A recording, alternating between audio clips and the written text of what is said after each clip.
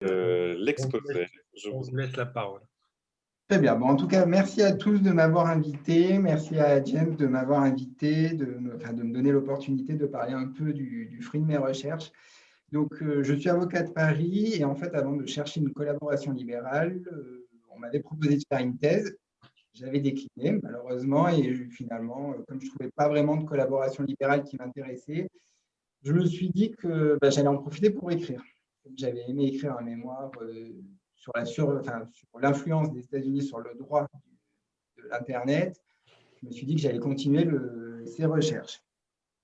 Et ça tombe bien que finalement, voilà, ces interventions soient dans le cadre de droit et mathématiques, puisqu'effectivement, la surveillance américaine s'appuie sur d'innombrables outils basés sur des technologies assez fantastiques.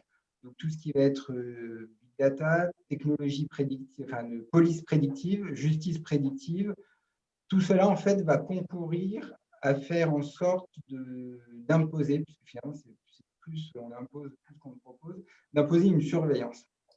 Donc, ce que je vais essayer de démontrer, c'est qu'en fait, premièrement, les États-Unis, avant d'être les États-Unis d'Amérique, donc lorsque c'était encore les 13 colonies britanniques, anglaises plus exactement, ont essayé de construire un régime juridique contre l'arbitraire et contre la surveillance, puisqu'à l'époque, il y avait déjà la surveillance opérée par les Anglais sur les colons américains. Ensuite, il y a eu une deuxième phase de construction du régime juridique jusqu'en 2001. Et en 2001, donc tout le monde voit à peu près de quel événement je souhaite parler. En fait, c'est le 11 septembre 2001. Le 11 septembre 2001, ça n'a pas été une révolution, puisqu'en fait, toutes les technologies étaient déjà là, étaient déjà utilisées. Là où ça a été une révolution, ça a été dans l'esprit en fait, des citoyens. Puisqu'en fait, on a commencé à accepter la surveillance pour lutter contre le terrorisme. Avant le 11 septembre 2001, c'était une surveillance étatique qui était forcément contre les citoyens, contre les droits et libertés fondamentaux.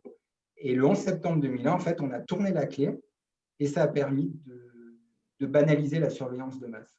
C'est véritablement ça. Et ensuite, en troisième partie, c'est vraiment la résistance, au sens où en 2013, il y a eu les révélations Snowden. Ça a été d'une importance capitale, ça tout le monde le sait. C'est parfaitement vrai à 100%. Par contre, il y avait déjà eu des alertes avant de la part de parlementaires américains. Je pense au sénateur Frank Church qui a eu un impact considérable dans le droit de la surveillance électronique. Et on s'aperçoit qu'il y a une forme de résistance à la surveillance qui se développe. Cette surveillance, cette résistance, elle essaye de s'unir, puisqu'en fait, ça passe de commissions parlementaires, en associations de citoyens, en académique. Il y a beaucoup d'académies, enfin de professeurs de droit qui sont contre la surveillance et qui travaillent là-dessus. Donc, les efforts sont en train d'être unis pour avoir un contre-pouvoir efficace. Donc, je vais, en fait, comme c'est chronologique, je vais suivre la chronologie. Donc, en fait, comment comprendre le régime juridique américain de surveillance?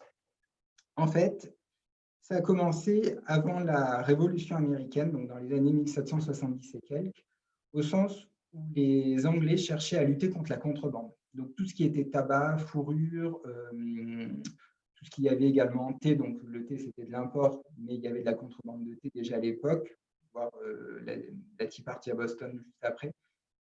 Et les Anglais souhaitaient lutter contre ce phénomène de contrebande. Ils se sont dit, on va utiliser un outil juridique qui marche en Angleterre et qui s'appelle les mandats généraux. Donc en anglais, ce sont les Writs of Assistance. En fait, les mandats généraux, c'est un outil juridique assez abominable, parce qu'il n'y a pas de rempart contre ce type d'outil.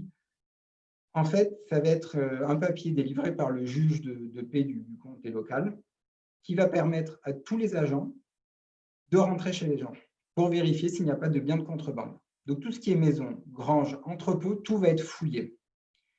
Et les Américains, quand ils ont vu que les Anglais utilisaient cet outil infâme, c'est le qualificatif de James Otis, quand ils ont vu ça, ils se sont dit non, en fait, on va construire quelque chose contre la surveillance et contre les mandats généraux. En fait, les mandats généraux avaient 4 caractères. Le premier, ça va être l'universalité. Il pouvait s'appliquer sur tout le territoire des 13 colonies. Il était perpétuel, c'est-à-dire que le roi donnait le droit au juge de délivrer ses mandats généraux, et il n'y avait pas de limitation dans la durée. Donc, ça pouvait durer 10 ans, 15 ans. En fait, ça dépendait de la durée de vie du roi. Quand Georges II est mort, il a fallu renouveler les mandats généraux, ce qui a été fait par Georges III et les juges locaux dans les 13 colonies. Ensuite, le troisième caractère, c'est que en fait, ça permettait de rentrer partout. Il n'y avait pas de sanctuarité, de maisons sanctuaires, tout pouvait être fouillé, y compris les églises. Et enfin, ces mandats généraux pouvaient être utilisés par les personnes dont le nom était inscrit sur les mandats généraux, donc les personnes habilitées à l'utiliser, mais également par les agents. Donc, tous les agents douaniers pouvaient, si leur chef leur demandait, de rentrer dans les maisons des colons américains. Et là, ça a été une grosse révolution, puisque les colons américains étaient attachés à une doctrine anglaise, c'est la Castle Doctrine, c'est-à-dire chaque homme est maître en son château. Pour l'anecdote, c'est la théorie qui est utilisée par Russell Crowe dans Robin des Bois, où il dit finalement tout homme a droit à un sanctuaire, et ce sanctuaire, c'est sa maison. Donc, en fait, on s'aperçoit que les mandats généraux, ça a été une des causes de la Révolution américaine. C'est-à-dire que tous les papiers, tous les biens qui pouvaient être saisis lors des perquisitions légales pour l'époque, par les Anglais, en fait, ça a été une des causes principales de la Révolution américaine. Et comme on est en Amérique, il y avait également la théorie du complot. Donc ça, c'est ce que j'ai découvert pendant que je faisais mes recherches. En fait, les colons américains avaient peur que la royauté anglaise instaure un régime arbitraire aux États-Unis. Ensuite, il y a tout ce qui est taxe sur le tabac, notamment, qui a concouru à la Révolution américaine.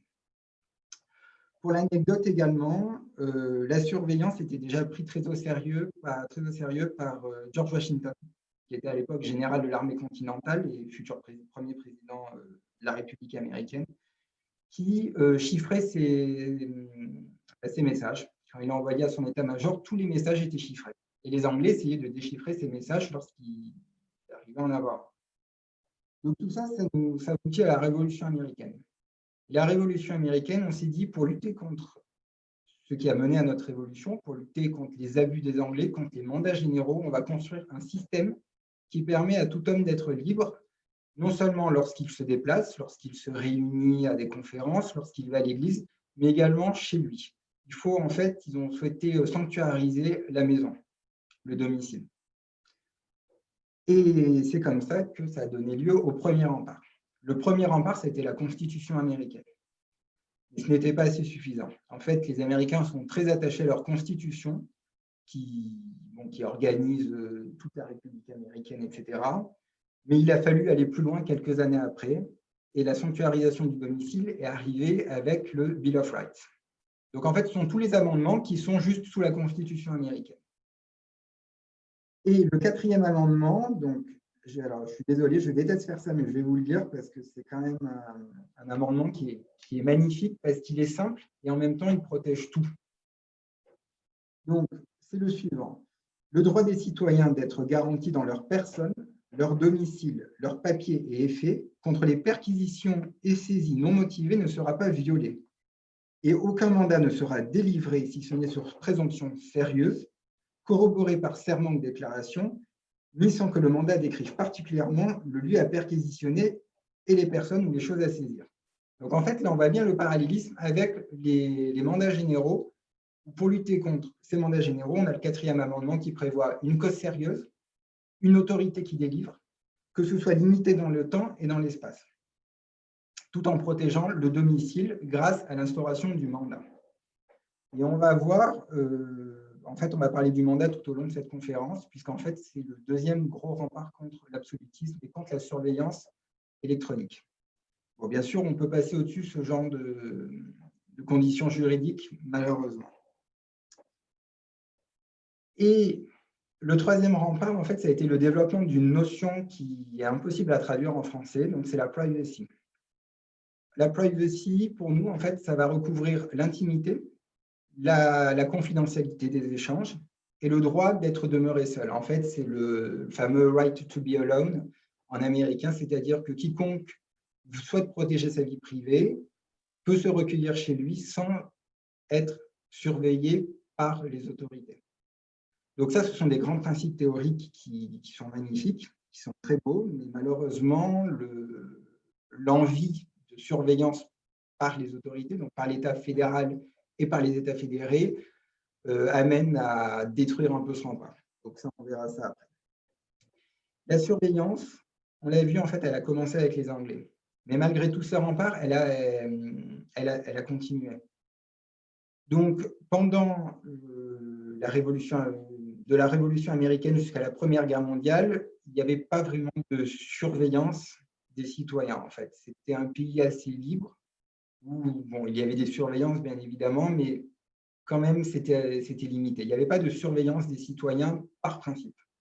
Et petit à petit, ce régime de la surveillance s'est construit, avec en parallèle les contre-pouvoirs. Le premier déclic, ça a été la Première Guerre mondiale. On s'est dit, il y a des télégrammes qui passent, il faut surveiller ce que font les Allemands et les empires centraux, donc on va intercepter les télégrammes. Ça a commencé comme ça, en fait, avec la Première Guerre mondiale. Pendant la Première Guerre mondiale, en fait, les Américains ont créé la Black Chamber, la chambre noire, c'est-à-dire c'était elle qui interceptait, c'est notre cabinet noir, en fait, de l'Ancien Régime, qui interceptait les communications, les courriers qui ouvraient à la vapeur, comme chez nous, et qui vérifiait ce qui se passait dans le pays, tout simplement pour essayer de débusquer les agents allemands et autrichiens. Le souci, c'est que l'État fédéral, on va dire, même si ce n'est pas tout à fait exact, ça a arrogé des droits en disant c'est la guerre, donc censure et surveillance, mais promis, à la fin de la Première Guerre mondiale, on va tout arrêter. Ça n'a pas été le cas, bien évidemment, en fait. Puisque les outils juridiques étaient là, autant les utiliser. Et la Chambre noire, la Black Chamber, a continué jusqu'en 1929. Pourquoi? Parce qu'en fait, certains ont dit, mais il n'y a plus de guerre, donc qui on va surveiller? Qui on va surveiller? On va surveiller les grands trusts américains, donc tout ce qui est Rockefeller, etc., pour acquérir tout ce qui est de l'intelligence économique, et pour surveiller tout ce qui est mafieux. Alors, bien sûr, la Black Chamber s'est arrêtée en 1920, mais la surveillance, elle, ne s'est pas arrêtée. En fait, les acteurs privés, donc les compagnies téléphoniques de télégrammes, envoyaient eux-mêmes les courriers et les télégrammes aux services américains, donc aux services qui ont succédé à la Chambre noire. Ça a continué comme ça jusqu'à la Seconde Guerre mondiale. La Seconde Guerre mondiale, ça a permis de tourner un peu plus la clé. Donc, niveau 2, phase 2. En fait, en mai 1940, le président de l'époque avait signé une directive secrète en disant « Toutes les enquêtes qui ont pour objectif la sécurité nationale sont autorisées ». Là, ça devient un problème. Pourquoi? Parce que la sécurité nationale, ça veut tout dire et rien dire en même temps. C'est beaucoup trop large. C'est-à-dire qu'on va viser beaucoup trop gros pour ce qu'il y a à faire, en fait. La surveillance, à cette époque, voilà, il fallait surveiller tout ce qui était empire japonais, puisque bon, à l'époque, ils n'étaient pas en guerre, mais ils savaient très bien ce qui allait se passer. D'ailleurs, pour l'anecdote, le problème, c'est que les Japonais ont envoyé des milliers et des milliers de communications juste avant l'attaque de Pearl Harbor pour essayer de noyer le poisson dans l'eau. C'est une technique qui est encore utilisée de nos jours par les activistes, c'est-à-dire d'envoyer des messages, des communications électroniques qui n'ont rien à voir ou qui ont des liens, uniquement pour que le message, le vrai message, soit noyé dans la masse. Et donc, en fait, en 1940, on commençait déjà à surveiller les citoyens. On avait peur qu'il y ait des agents doubles allemands, on avait peur que les Japonais constituent ce qu'on appelle maintenant une 5e colonne. Donc, ça a permis en fait d'intercepter des communications et de mettre les citoyens japonais dans des camps en Amérique. Donc, ça n'avait rien à voir avec des camps de concentration, mais c'était quand même des camps où on mettait la population japonaise. Donc, ça a permis notamment de faire ça. Et après la Seconde Guerre mondiale, on a fait comme pour la Première Guerre mondiale. On s'est dit, maintenant qu'on a les outils, on avait dit qu'on arrêterait, on ne va pas arrêter, on va continuer. Et on va taper plus fort. On n'a plus d'ennemis extérieurs, entre guillemets, bon, à part les Nord-Coréens à l'époque, mais finalement, on n'a plus d'ennemis extérieurs. Par contre, il y a quelque chose en Amérique qui dérange, et ça va être les clans mafieux. Donc, on a dit aux citoyens, vous inquiétez pas, en fait, la surveillance, ça ne va jamais viser les citoyens américains qui n'ont rien à se reprocher, c'est une phrase totalement abominable. On va viser les clans mafieux. Et on l'a fait. Et puis, quand il y avait des clans mafieux moins puissants, on s'est dit, on va réutiliser toutes ces techniques on va réutiliser, bon, pour la guerre froide, ça c'est autre chose, mais on va les réutiliser contre les communismes, contre le communisme. Donc, McCarthy, avec Hoover, ont mis en place des programmes permettant de traquer, puisque c'est véritablement le terme, de traquer les communistes qui étaient alors sur les territoires américains. Et là, il y a eu une augmentation extrêmement importante des programmes de surveillance. Et là, ça a été les premiers programmes de surveillance de masse constitués. Le grand programme dont il faut retenir le nom, c'est COINTELPRO.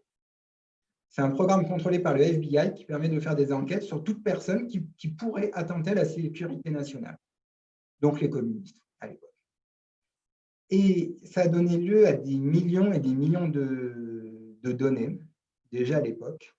Le FBI devait trier les données, les catégoriser, et à l'époque, c'était les débuts de l'informatique, mais le FBI avait une véritable armée de collaborateurs qui permettait d'obtenir et de traiter ces données. Ce programme, il a été secret jusqu'à un certain temps.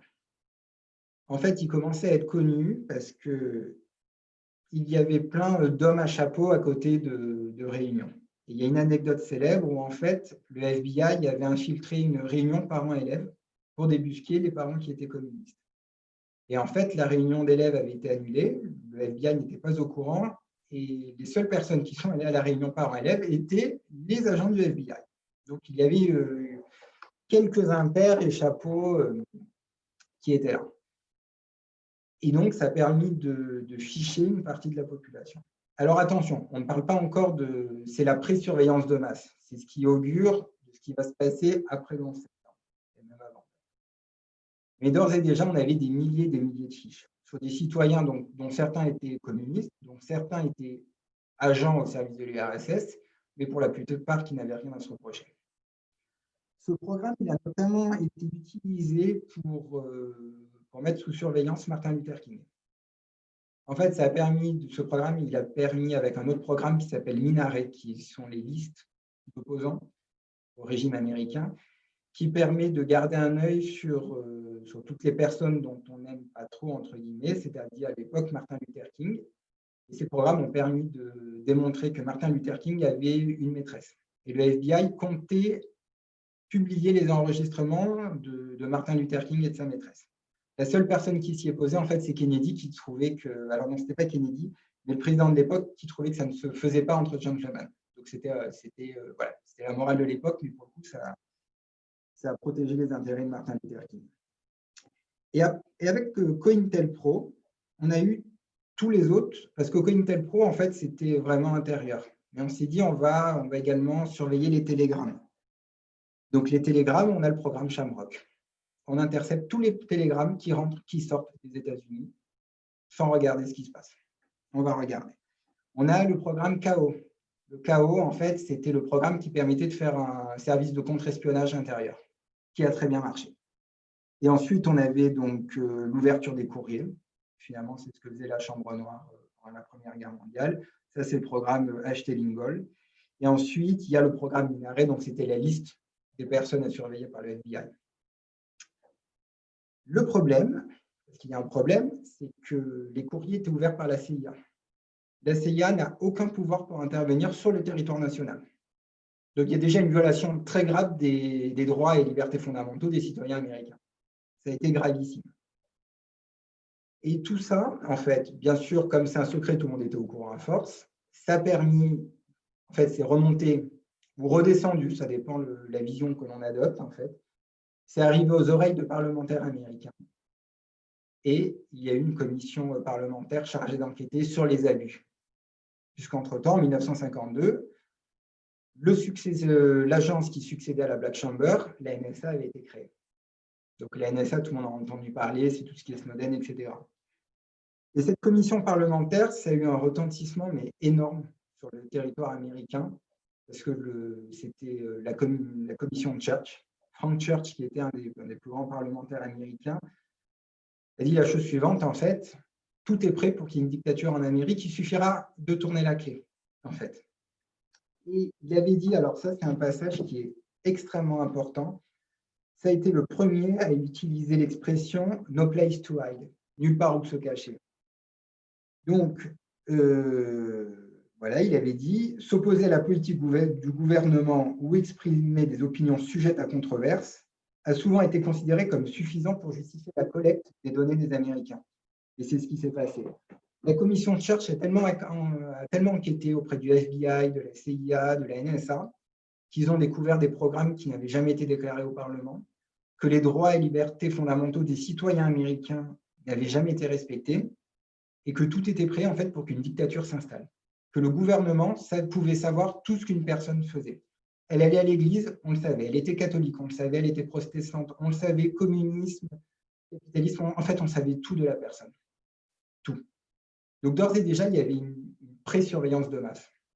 Parce que cette surveillance se concentrait sur les personnes à surveiller, mais les listes étaient assez longues, en fait. Donc, c'est la pré-surveillance de masse. Et Frank Church a dit, maintenant, vous arrêtez tous vos programmes, vous avez bien rigolé avec nous, on va rigoler avec vous, on va vous mettre des remparts. Et là, on a eu les premières lois anti-surveillance qui sont arrivées. Alors malheureusement, c'était des lois qui étaient puissantes à l'époque et qui maintenant ont été perverties pour la lutte contre le terrorisme. C'est-à-dire que Frank Church a dit, voilà, en 1978, on va mettre le FISA, FISA, Foreign Intelligence Surveillance Act. Vous ne pouvez pas surveiller des gens si la justice n'est pas au courant. Alors, le FBI a dit oui, mais on ne va pas mettre au courant des gens qu'on aimerait mettre sous surveillance. Et le Congrès américain a dit, dans ce cas-là, on va créer une juridiction spéciale. Donc, c'est la FISC, FISC, la Foreign Intelligence Surveillance Court, qui va vous délivrer les autorisations. Maintenant, c'est la justice qui va s'en occuper. Et ensuite, alors là, je vous démontrerai qu'en fait, ce système a complètement été perverti après le 11 septembre par le président Bush. Mais ça, on le verra après. Et après la commission de Church, il y a eu toutes les lois. Il y a eu le Privacy Act de 1974. Où on a dit, d'accord, les agences, vous récoltez des données, mais vous sécurisez les collectes, vous avertissez les gens, sauf exceptions liées à la sécurité nationale, etc. Et en fait, on va mettre tout un régime qui va encadrer les activités de surveillance. Le problème, c'est que lorsqu'il s'agit de surveillance, les hommes politiques sont souvent d'accord. Sont souvent d'accord en fait pour proposer des lois qui sont assez liberticides. Et on a eu les premières lois liberticides très rapidement après la commission de Church en fait. Finalement, on a pris les lois qui découlaient de la commission de Church et on les a perverties petit à petit. En disant, on va mettre des exceptions. L'exception, c'est la sécurité nationale. Ça, vous ne pouvez pas lutter. Et finalement, c'est le souci primaire de l'État, c'est de protéger ses citoyens et de protéger la sécurité nationale. Donc, on va faire ce qu'on veut. Et ils ont fait un peu ce qu'ils voulaient. Le problème, c'est que malgré tous les présidents qui se sont succédés, la tendance a toujours été la même, c'est-à-dire le renforcement de la surveillance. Peu importe que le président soit républicain, donc il y a eu Eisenhower par exemple, peu importe qu'il soit démocrate, comme Bill Clinton, on va toujours avoir des lois, des propositions, des articles, des directives présidentielles, enfin des décrets présidentiels d'ailleurs, qui vont renforcer cette surveillance. Et la loi la plus horrible, initiée par Bill Clinton, en fait, donc passée par les démocrates au Parlement, a été le CALEA. Donc le CALEA, C-A-L-E-A, en 1994, qui a dit aux opérateurs privés, maintenant, vous allez nous permettre de vérifier les communications. C'est-à-dire que vous protégez vos communications, mais vous n'allez pas les protéger de nos agences de renseignement. On veut savoir ce que vous faites sur les réseaux. On veut savoir quelle communication vous transmettez entre la personne A et la personne B. Et là, en fait, ça a été un peu le début de la fin. Il y a eu une résistance de la part de citoyens, mais la résistance, en fait, n'a pas été très efficace, malheureusement. Donc, nous avons en fait eu un renforcement de la surveillance tout au long avec l'émergence de contre-pouvoirs, mais les contre-pouvoirs n'ont jamais été assez efficaces pour préparer les États-Unis d'Amérique à ce qui allait se passer par la suite. Et la suite, en fait, ça a été le 11 septembre 2001. Le 11 septembre 2001, ça n'a pas été une révolution au niveau des techniques employées, au niveau de la surveillance de masse. Enfin, ça a beaucoup changé, Mais la plus grande révolution qu'a imposé le 11 septembre 2001, ça a été dans l'esprit des citoyens, où on a dit aux citoyens, il faut lutter contre le terrorisme, donnez-nous les outils et on terminera le travail, nous. Et en fait, beaucoup de droits et libertés fondamentaux ont été éreintés par le 11 septembre 2001 parce que les gens acceptaient cette évolution. Le 11 septembre 2001, ça a été un échec majeur du renseignement américain, au sens où ils ont, en tout cas d'après ce que dit la commission officielle, ils n'ont pas vu venir. Le problème, c'est qu'en fait, ils ont commis une erreur majeure. Ils surveillaient les bonnes personnes. Et quelques semaines avant le 11 septembre 2001, toutes les communications de ces personnes ont disparu. En fait, les personnes ne communiquaient plus.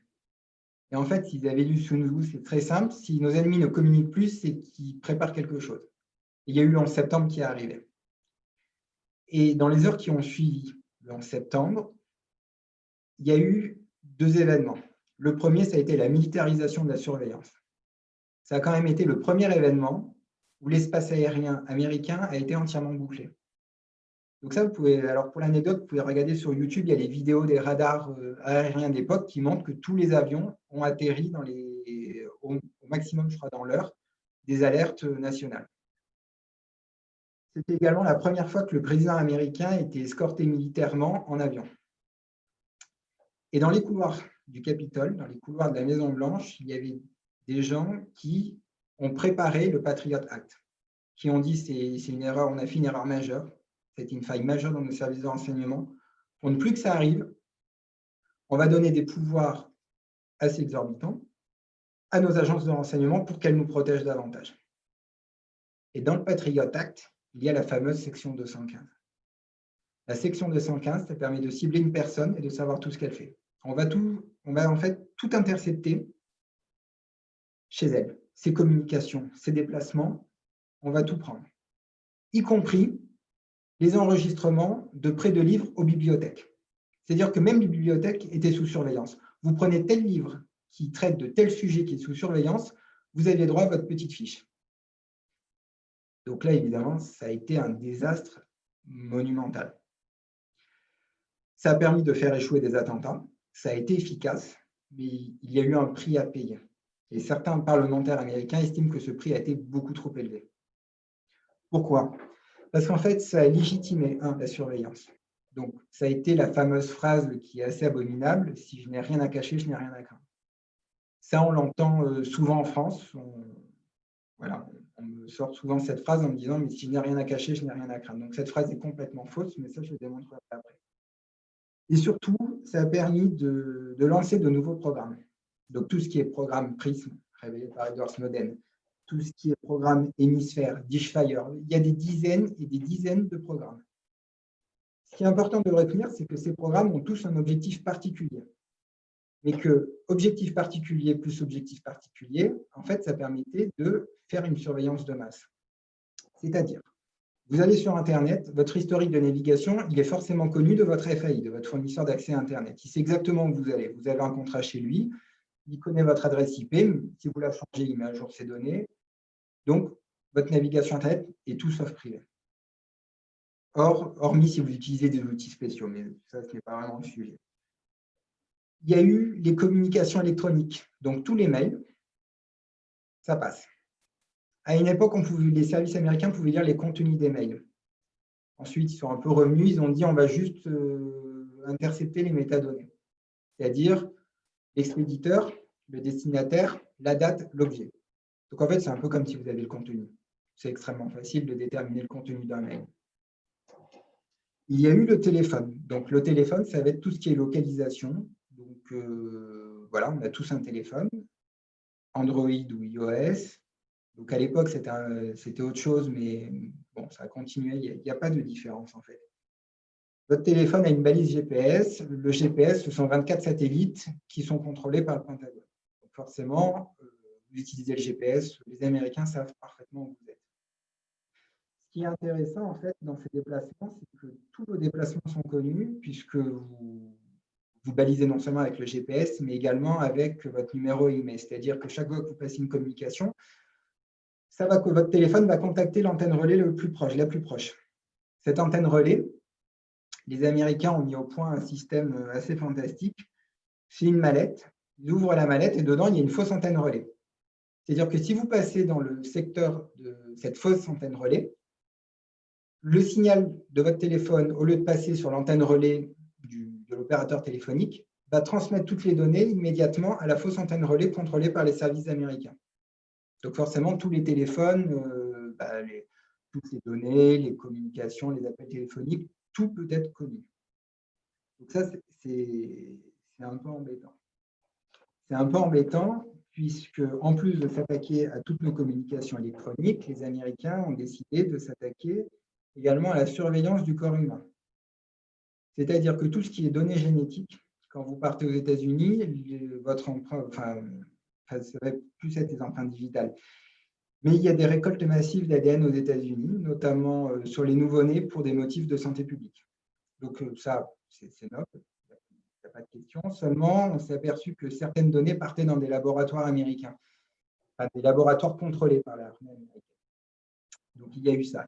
Il y a également eu toutes les données biométriques, c'est-à-dire tout ce qui est empreinte palmaire, empreinte digitale, tout ce qui est iris. Tout ça, on va pouvoir le contrôler.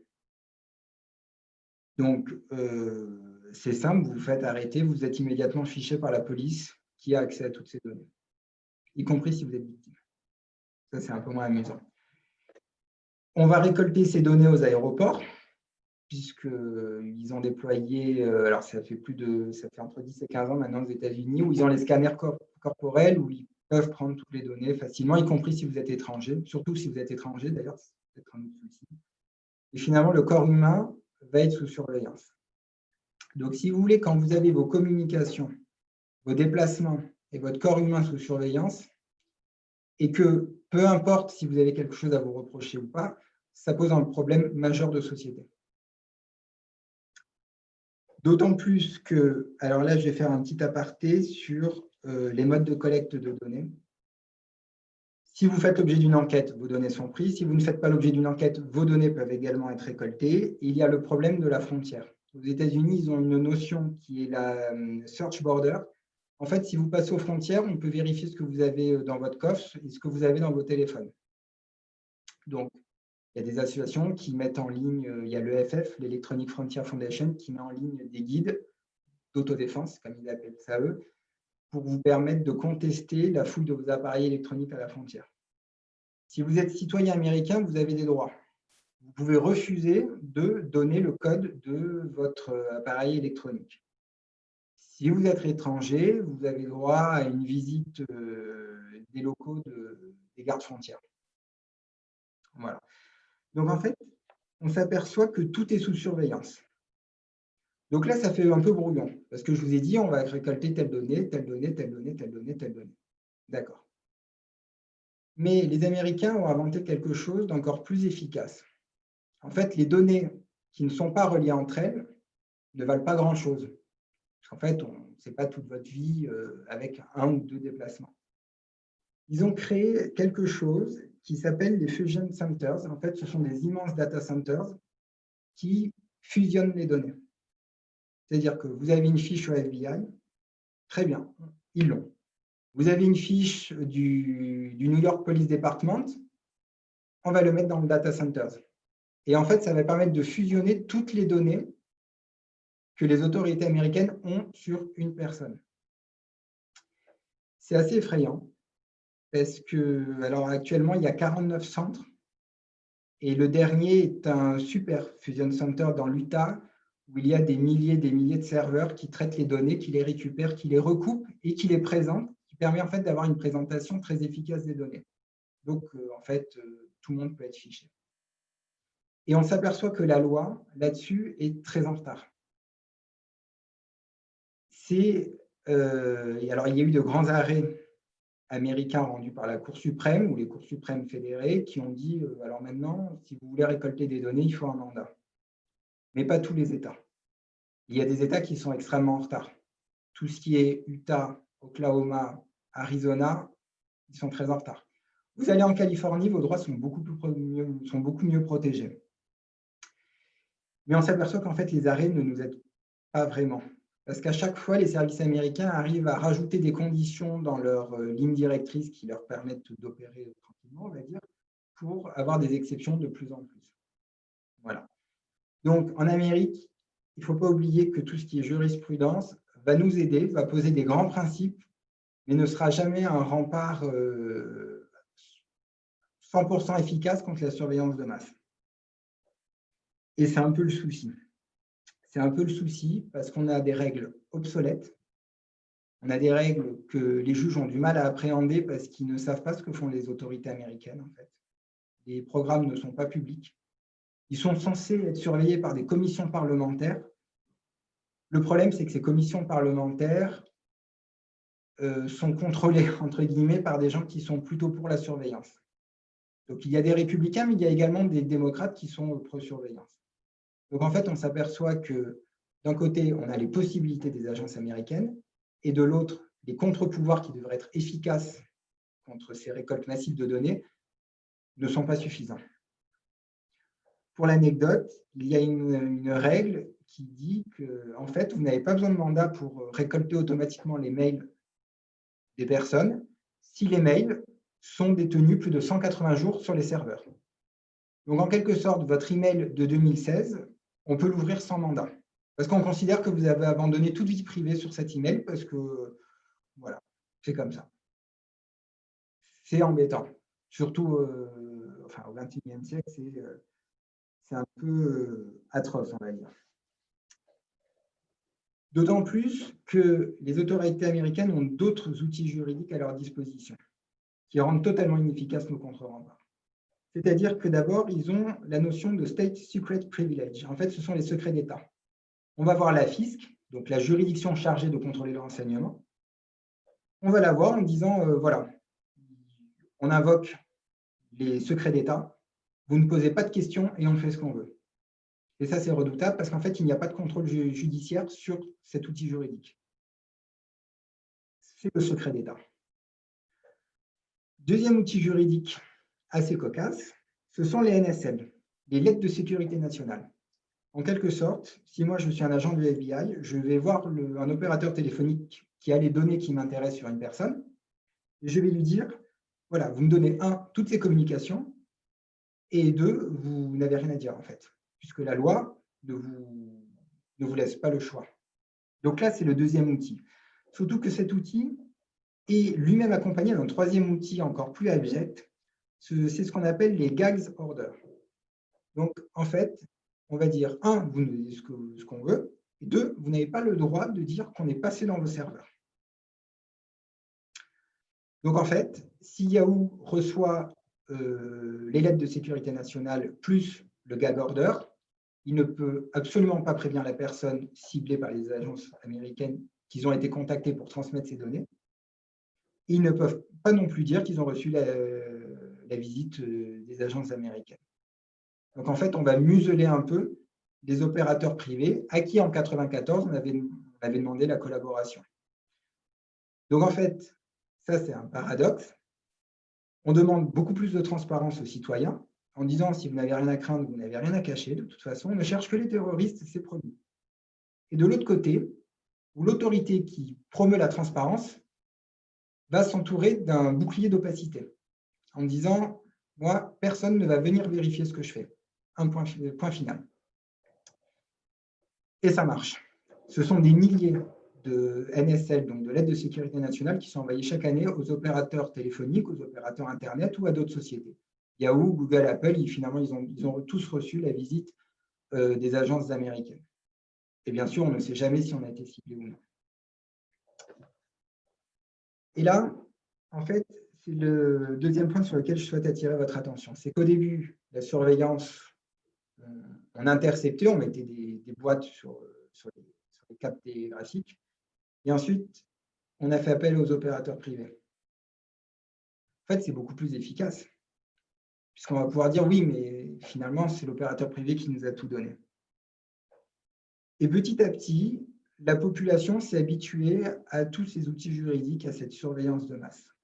En ce sens, on peut parler un peu de mitridatisation de la surveillance. C'est-à-dire qu'au début, on avait finalement peu de surveillance, On disait, promis, on regarde que s'il y a des agents allemands sur notre territoire.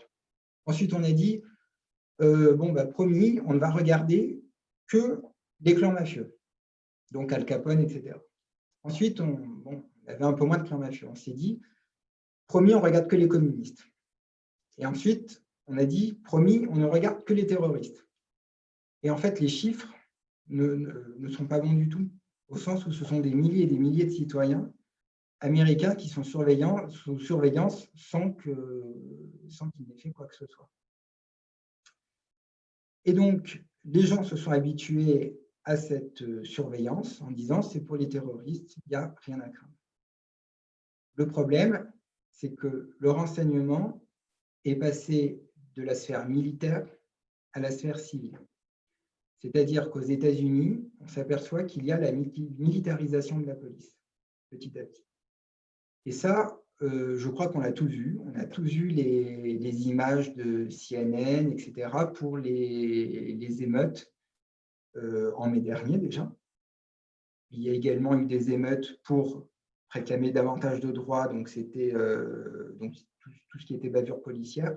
On s'est aperçu que le renseignement qui ne devait viser que les mafieux, les terroristes, les communistes, a été reconverti en surveillance citoyenne. C'est-à-dire, un exemple concret, c'est le pipeline en Dakota du Nord. Les Américains voulaient construire un pipeline avec les opérateurs privés. C'était sur des terres sacrées d'Amérindiens. Donc, il y a eu des manifestations qui n'ont jamais été violentes finalement.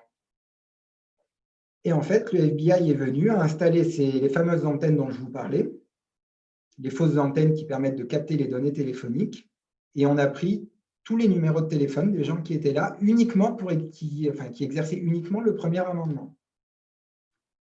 Donc là, on a une reconversion totale de la surveillance sécurité nationale, entre guillemets, vers une surveillance des citoyens qui n'ont jamais été violents.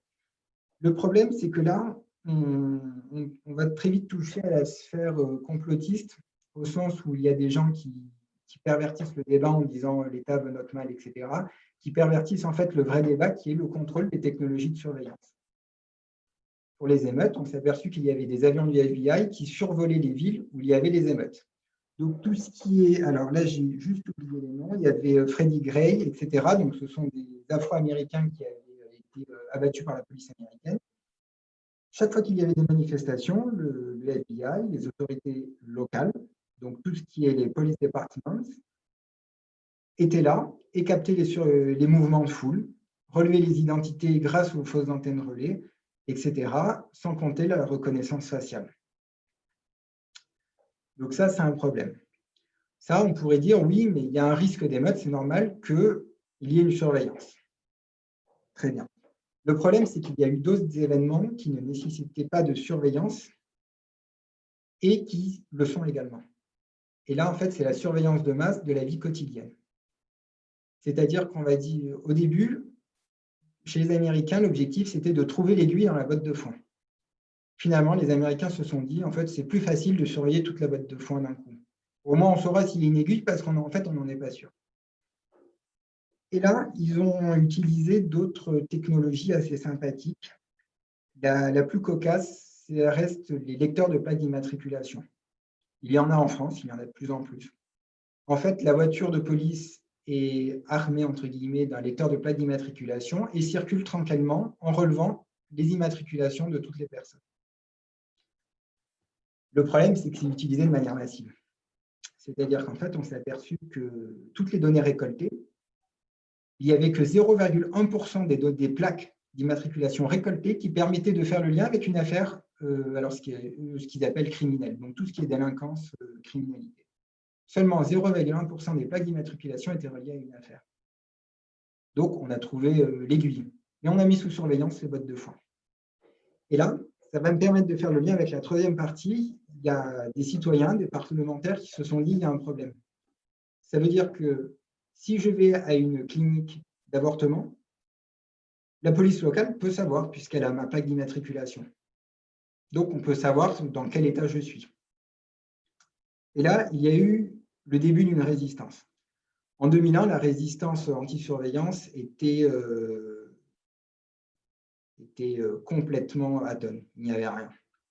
Petit à petit, la surveillance, en fait, s'est construite.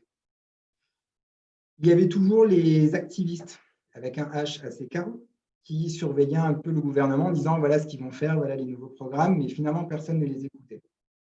Et en 2013, il y a eu les révélations Snowden, où là, on a su tout ce que faisait la principale agence de renseignement américaine, la NSA. Donc, on a su tout ce qu'ils faisaient. Pas tout, mais une grande partie. Tout a été rendu public. Et comme avec le comité de Church, on s'est dit, mais ils peuvent faire tout ça, en fait. Tous les aspects de notre vie peuvent être mis sous surveillance, sans mandat, sans contrôle juridictionnel. Et là, il y a une vraie résistance, entre guillemets, qui s'est bâtie, au sens où il y a eu des associations qui sont extrêmement puissantes, donc l'équivalent de la Ligue des droits de l'homme aux États-Unis, la CLU, l'American Civil Liberties Union.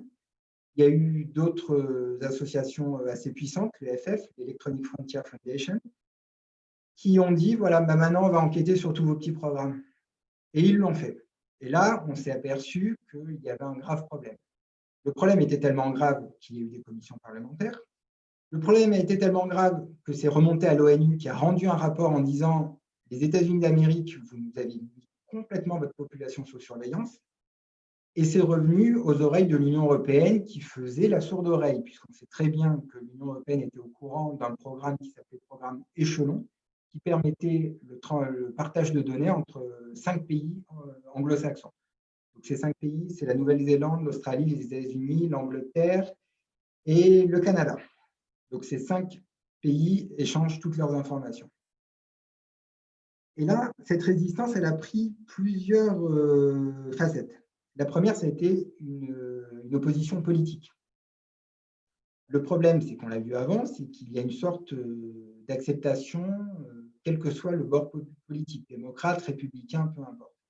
Le débat anti-surveillance massive a été repris par des politiciens qui sont proches des milieux de droite, donc c'est-à-dire, enfin, pas de droite, mais plus droite, tout ce qui est libertarien, ceux qui sont anti-surveillance.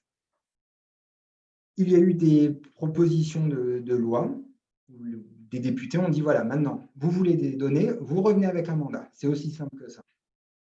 Certaines ont marché, mais les 95% de ces propositions de loi anti-surveillance n'ont jamais abouti, forcément.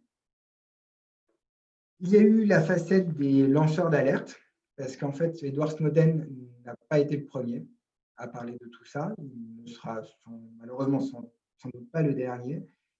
Il y a eu des dizaines et des dizaines de lanceurs d'alerte qui ont dit voilà ce qui se passe.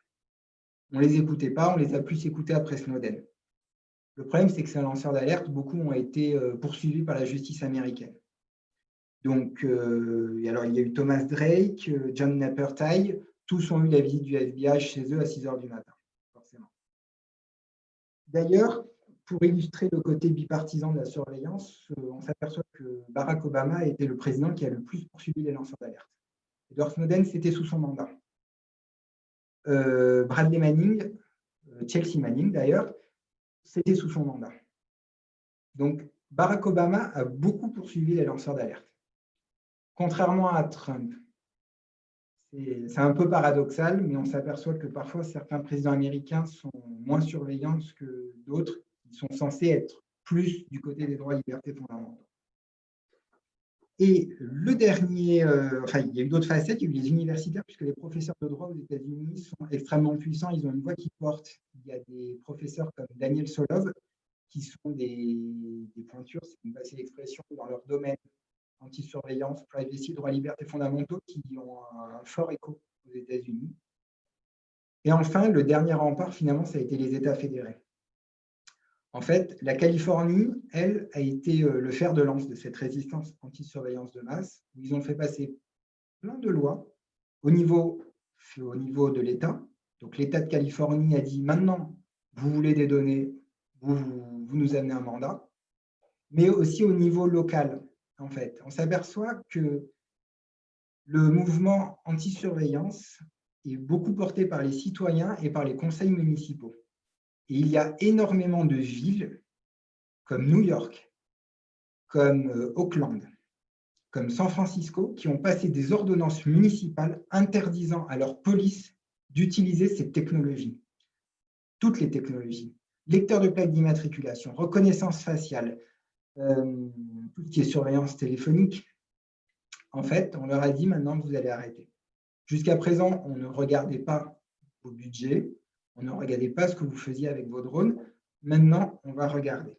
Et si vous ne venez pas vers nous avec un mandat, une cause probable, vous n'aurez jamais accès à cette technologie de surveillance. Et alors, c'est la nuit dernière, enfin cette nuit d'ailleurs, la mairie d'Auckland a passé une ordonnance interdisant à leur police d'acheter des technologies de surveillance des citoyens.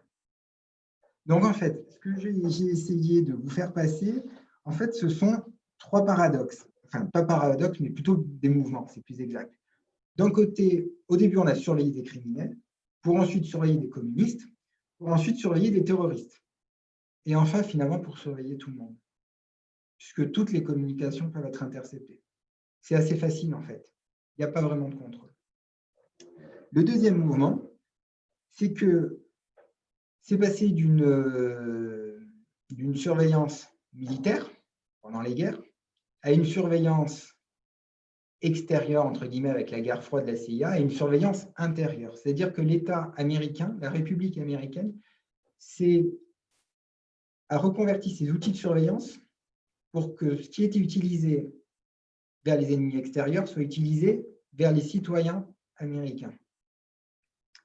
Et enfin, on s'aperçoit de la forte coopération des acteurs privés. Google, Yahoo, pas Apple, bizarrement, Microsoft, tous ont participent encore d'ailleurs, à cette surveillance. Alors, je ne parle pas beaucoup d'Apple parce qu'ils ont été approchés par la NSA, mais il y a eu quelques frictions.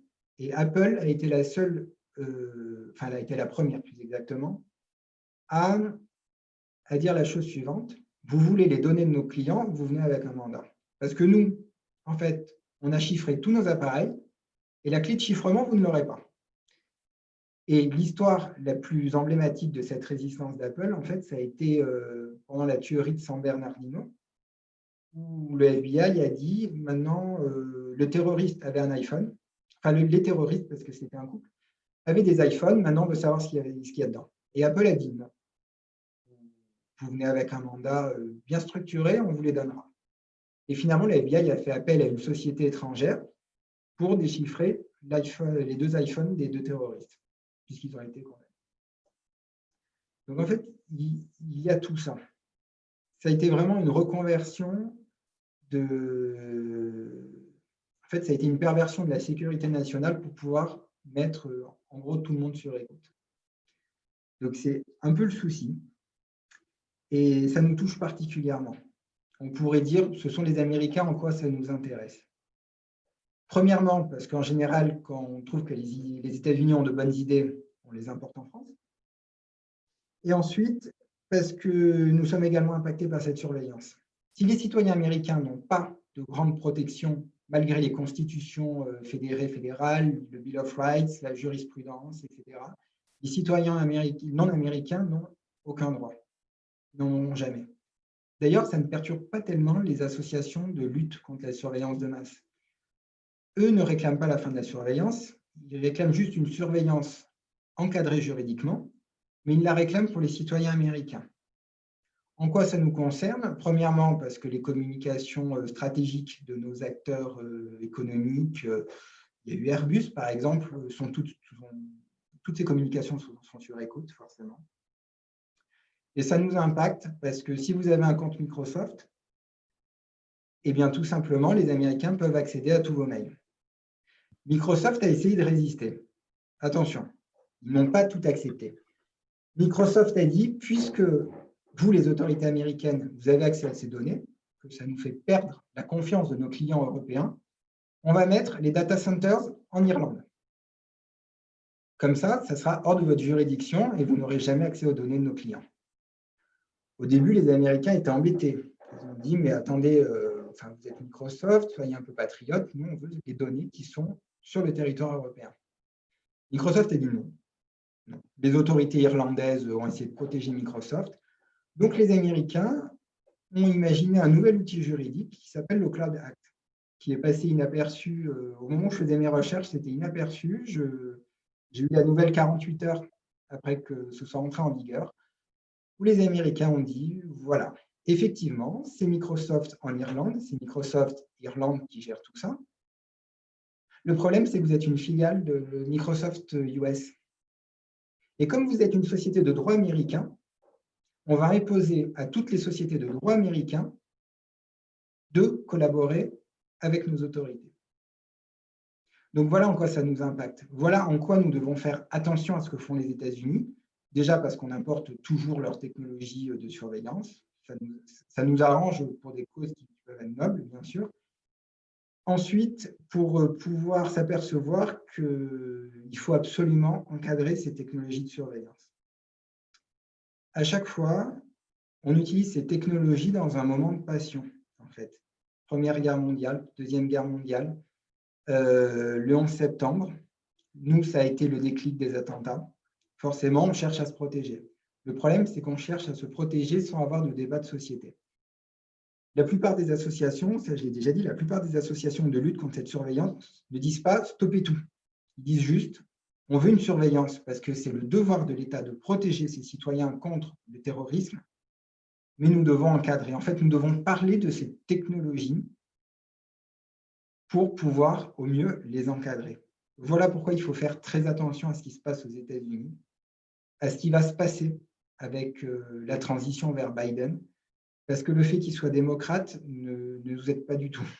Et on l'a déjà vu avec Biden, qui est plutôt du côté surveillance que du côté anti-surveillance. Donc voilà les messages que j'ai essayé de vous faire passer. Le message n'est pas totalement pessimiste. Là, je vous ai dit que tout était sur écoute. C'est vrai que les remparts juridictionnels, enfin judiciaires plus exactement, étaient faibles. C'est vrai. Mais la justice américaine est assez forte et on l'a vu avec Donald Trump. Il n'a pas pu faire ce qu'il voulait finalement. En matière de surveillance, il a fait beaucoup moins qu'Obama. Obama a été un gros vecteur de la mise sous surveillance du pays, enfin du territoire des États-Unis d'Amérique. Donc voilà les messages que j'ai essayé de vous faire passer et j'espère avoir été assez clair et bien sûr pas trop long. Mais bon, tous les avocats sont longs normalement. Merci à vous. Merci beaucoup.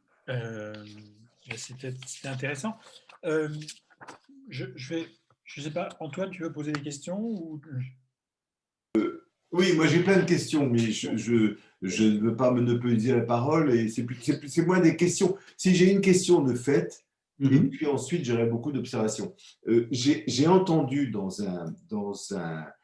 merci beaucoup pour cet exposé qui est dramatiquement vrai et que beaucoup d'entre nous connaissions partiellement, mais jamais de manière aussi claire et de manière aussi précise. Et alors, j'ai énormément d'observations. J'avais vu un documentaire absolument saisissant d'un lanceur d'alerte qui a terminé en prison parce qu'il avait parlé à une commission parlementaire. Vous voyez de quelle affaire il s'agit? Alors, il y en a eu plusieurs, en fait. Beaucoup ont essayé de contacter. Il y a eu, alors c'est William Bainey, je crois, qui avait constaté, alors lui, il était technicien chez AT&T, donc le plus grand opérateur téléphonique américain, et il s'est aperçu qu'une salle était interdite aux autres employés. Et quand il a posé des questions sur cette salle, on lui a dit, non, enfin, faut pas regarder. En fait, les services, la NSA étaient rentrés, avaient mis des tuyaux pour prendre tout le trafic téléphonique d'AT&T pour les mettre sur les serveurs. Lui a essayé de contacter des commissions parlementaires. Le problème, c'est que quand vous parlez à des commissions parlementaires, en général, tout le monde est au courant et vous passez pour un traître, puisque l'objectif, c'est finalement toujours la sécurité nationale. Donc, il y en a eu plusieurs. Oui. Et là, c'était un nom en our. C'était, pardon? Un nom en our, quoi. Je me souviens de… Alors, il y a O'Rourke, il me semble.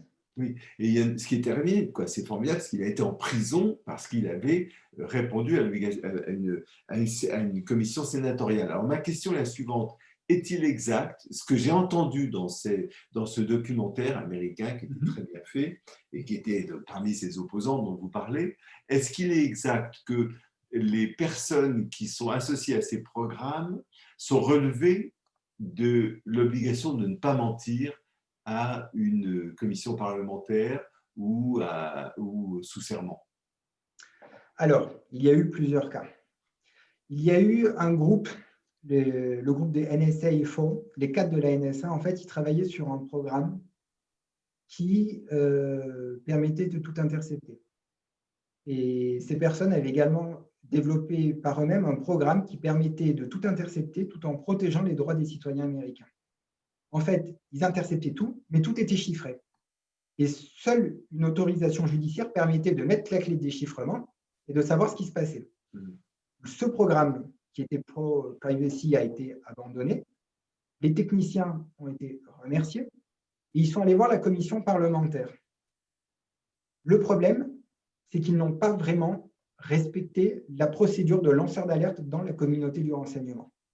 Si moi, par exemple, je fais partie de la NSA, que je vois quelque chose qui ne me plaît pas, je ne peux pas aller voir une commission parlementaire comme ça. Je dois suivre tout un processus. Je dois aller voir mon supérieur hiérarchique qui m'a demandé pourtant de faire ce programme. Donc, le contre-pouvoir est très, très faible finalement. C'est ce que veut faire le Conseil d'État. C'est le rapport du Conseil d'État en France, en disant oui, les lanceurs d'alerte, c'est très, très bien, mais commencez par aller voir votre chef. Bon, autrement dit, ça veut dire… Voilà. Et le problème, c'est le fameux chilling effect. C'est en fait, comme je sais que ça va mal se passer, je ne vais pas y aller, donc je ne vais rien dire. Mais ces personnes, effectivement, ont eu alors ce qu'ils appellent là-bas des raids, où le FBI arrive arme au poing, en disant bah, on fouille tout. Et d'ailleurs, il y en avait un qui était un des sous-directeurs de la NSA, donc quelqu'un d'assez puissant. Alors, c'était Thomas Andrew Drake, qui est maintenant vendeur chez Apple. Parce qu'il a tout perdu. Pourquoi? Parce qu'il a parlé à une commission parlementaire. Oui, c'est ça. Donc, effectivement, il y a un grave problème de ce côté-là. C'est ça, il y a un très grave problème de la non-immunité aux personnes qui parlent aux commissions parlementaires. Donc, ça affaiblit beaucoup le contrôle parlementaire. Mais même dans les commissions parlementaires. Parce que ces personnes étaient allées voir une personne qui travaillait dans la commission. Alors, je ne sais plus si c'est la commission du contrôle du Sénat ou de la Chambre des représentants. Ils sont allés voir une personne qui s'appelait Diane Rourke. Ils lui ont fait passer les messages comme quoi il y avait des graves abus à la NSA. Cette personne qui était membre de la commission a également été remerciée. Forcément. Donc, les commissions parlementaires ne sont pas un rempart efficace. En tout cas, pas en Amérique. Oui, c'est ça. Alors après, je regarde des observations pour plus tard. Y a-t-il